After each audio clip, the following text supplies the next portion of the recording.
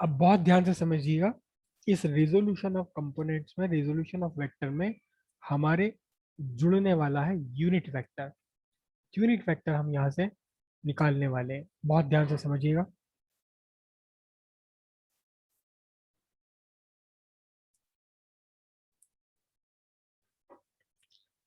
ये x axis और Y axis है, और इस एक्स एक्सिस वाई एक्सिस पर मैंने एक वेक्टर को रिजॉल्व किया।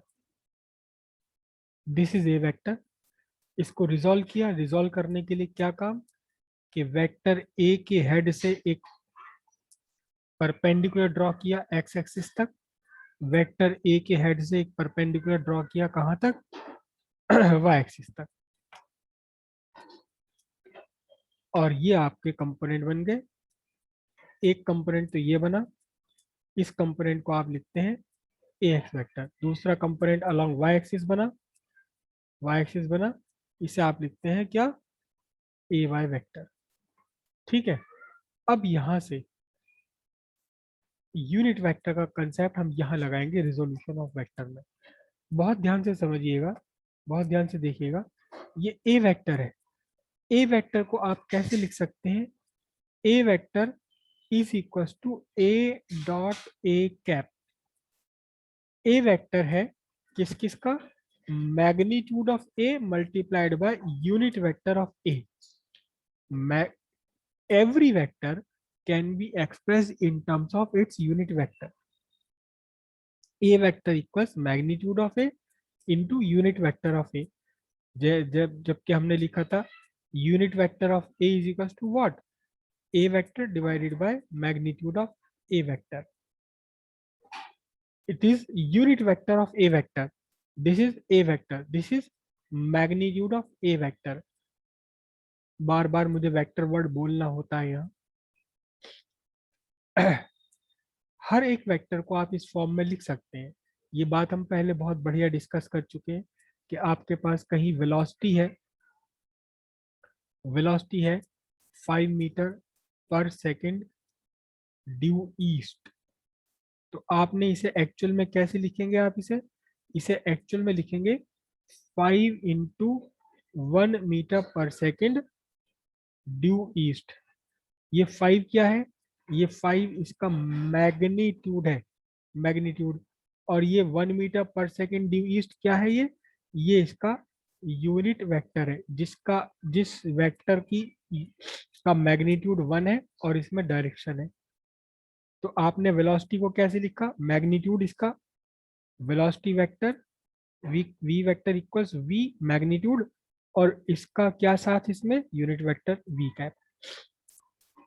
हर वेक्टर को आप, किसी भी वेक्टर को उसके यूनिट वेक्टर की फॉर्म में रिप्रेजेंट कर सकते हैं। Vector is equal to magnitude multiplied by its own unit vector. कोई भी वेक्टर कैसे मिलेगा आपको, उसी वेक्टर के मैग्नीट्यूड को उसी के अपने यूनिट वेक्टर से मल्टीप्लाई कर दें। तो A vector equals A dot A cap, A cap equals A vector by A. तो A vector equals magnitude of a vector multiplied by its own unit vector। ठीक है, ये है आपका, किसी भी वेक्टर को आप उसी के यूनिट वेक्टर की टर्म्स में रिप्रेजेंट कर सकते हैं। अब जरा ध्यान से देखिए, ये ए एक्स वेक्टर, ये भी तो अपने आप में एक पूरा वेक्टर है। ए वाई वेक्टर, ये भी तो अपने आप में एक पूरा वेक्टर है। ए एक्स वेक्टर और ए वाई वेक्टर, ये भी तो अपने आप में पूरे पूरे वेक्टर्स हैं। A Y A X vector भी वेक्टर है और ए वाई वेक्टर भी अपने आप में वेक्टर है।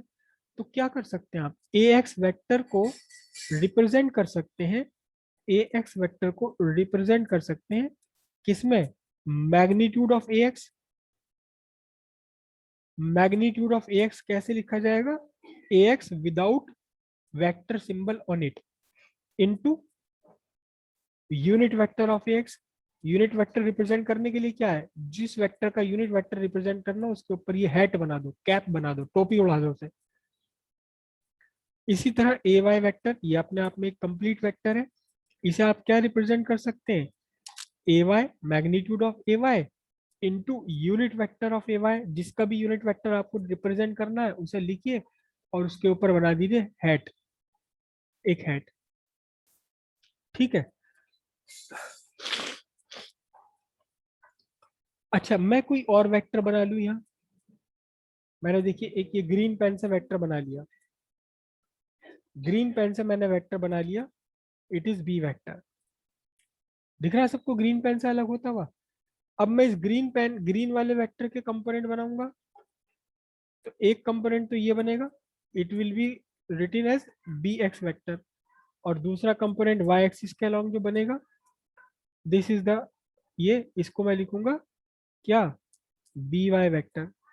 और बी वाई वेक्टर इसे क्या लिखा जाएगा, हम क्या लिखेंगे, वेक्टर के सम के रूप में हम लिखेंगे। जैसे हमने ए वेक्टर को लिखा था, क्या लिखा था, A vector equals A X vector plus A X vector plus A Y vector. तो ऐसे ही मैं यहाँ के लिए क्या लिखूंगा, B vector equals B X vector plus B Y vector. अब क्योंकि बी एक्स वेक्टर भी एक कंप्लीट वेक्टर है, बी एक्स वेक्टर क्या है, अपने आप में एक कंप्लीट वेक्टर है, तो हम बी एक्स वेक्टर को भी तो रिप्रेजेंट कर सकते हैं उसके यूनिट वेक्टर में। कैसे लिखेंगे यूनिट वेक्टर में, बी एक्स का मैग्नीट्यूड इंटू बी एक्स का unit vector. Unit vector represent करने के लिए से टोपी उड़ा दो, टोपी लगा चढ़ा दो इसको, ठीक है। इसी तरह y, जो बी बी वेक्टर का y कंपोनेंट है, बी वाई कंपोनेंट है, इसे भी हम रिप्रेजेंट कर सकते हैं।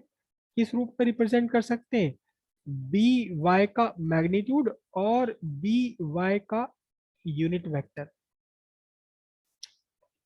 ये A X vector A Y vector को रिप्रेजेंट किया, ए एक्स वेक्टर क्या, magnitude of A X vector into unit vector of A vector. A Y vector को कैसे रिप्रेजेंट करेंगे, magnitude of A Y vector into unit vector of A vector. इसी तरह B X, B के X component को कैसे represent कर सकते हैं हम, बी एक्स का magnitude into unit vector of B X, B Y का magnitude into unit vector of B Y. तो ये हो गया आपका बी वाई वेक्टर। अगर मैं कोई एक तीसरा वेक्टर भी यहाँ ले लूँ, हालांकि मैं ले नहीं रहा हूँ क्योंकि बहुत ज्यादा कंजस्टेड डायग्राम हो जाएगा। अभी तो हमने दो वेक्टर लिए, ए वेक्टर और बी वेक्टर। ए वेक्टर के कंपोनेंट बनाए A X component A Y component, B vector के कंपोनेंट बनाए B Y component B X component और बी वाई कंपोनेंट। अगर मैं तीसरा वेक्टर और ले लूँ तो उसके भी कंपोनेंट बन सकते हैं। अगर मैं मान लो तीसरा वेक्टर ले लूँ तो यहाँ क्या मैं लिखूंगा, सी वेक्टर, तीसरा vector C vector equal C X vector plus C Y vector. और C vector C X vector equal C X का मैग्नीट्यूड डॉट सी एक्स का यूनिट वेक्टर। फिर C Y vector equals C का C Y का magnitude into C Y cap. अच्छा, मैंने यहाँ दो वेक्टर बनाए, जरा मुझे ये बताइए, ये ए एक्स कैप और बी एक्स कैप, ए एक्स कैप और बी एक्स कैप, ए एक्स कैप और बी एक्स कैप में आपस में क्या रिलेशन है, कौन मुझे बता सकता है। ए एक्स कैप और बी एक्स कैप में आपस में क्या रिलेशन है, या मैं तीसरा अगर बना देता तो सी एक्स कैप में उसे लिखता। तो इन A X cap B X cap और सी एक्स कैप में आपस में क्या रिलेशन है, raise your hand, raise your hands. Varnika बताइए, ए एक्स कैप और बी एक्स कैप में क्या रिलेशन है, वर्णिका। सर दोनों यूनिट वेक्टर एक्स एक्सिस पर ही आ रहे हैं।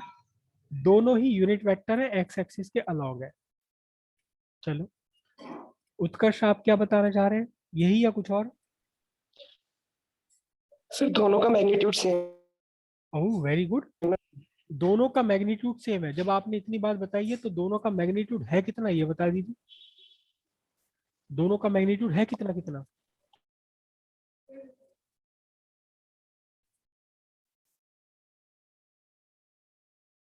ठीक है, सही बताया इन्होंने।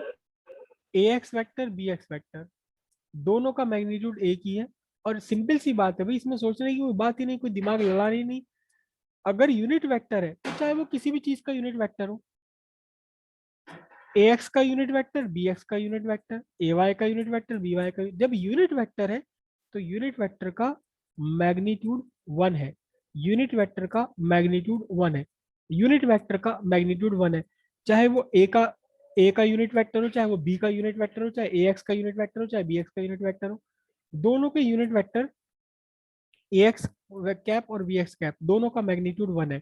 कुछ और भी इसमें सिमिलरिटी है, एक सिमिलरिटी और है, वो बताइए जरा, ढूंढिए ध्यान से कि वो सिमिलरिटी क्या है। सर डायरेक्शन भी दोनों की सेम है। दोनों की डायरेक्शन भी सेम है, दोनों का मैग्नीट्यूड भी सेम है। क्या है वो डायरेक्शन, कुछ बता सकते हो? ये रही, दिस इज डायरेक्शन। कौन सी डायरेक्शन कहलाएगी? Along positive X axis. तो अब हम ये बात देखें जरा ध्यान से कि ए एक्स में ए एक्स कैप, इसका मैग्नीट्यूड 1 है, डायरेक्शन कितनी है? Along positive X axis. और मैं कहूं बी एक्स कैप, तो मैग्नीट्यूड कितना है? 1 है, डायरेक्शन कहाँ है? डायरेक्शन है अलोंग पॉजिटिव एक्स एक्सिस, है ना? तो अगर इसमें हम कहें ए